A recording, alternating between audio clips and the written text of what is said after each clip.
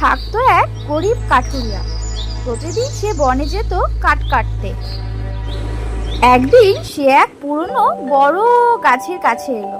গাছটি বহু পুরনো, ছায়াময় আর খুব শান্ত। সে ভাবলো, এই এত বড় গাছের থেকে কিছু কাঠ কেটে নে, তাতে গাছের কিছু হবে না।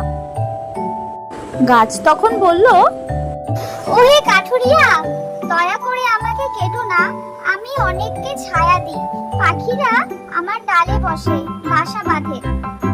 কাঠুরিয়া তখন বলল, তুমি কথা বলতে পারো? আমি জানতাম না। আমি শুধু কিছু কাঠ চাইছিলাম, কিন্তু তোমার কথা শুনে আমার মন পাল্টে গেছে। আমি তোমার থেকে কাঠ নেব না। গাছ তখন বলল, ধন্যবাদ বন্ধু। যদি কখনো তোমার কোনো কষ্ট হয় আমার মনে করো, আমি ঠিক সাহায্য করব।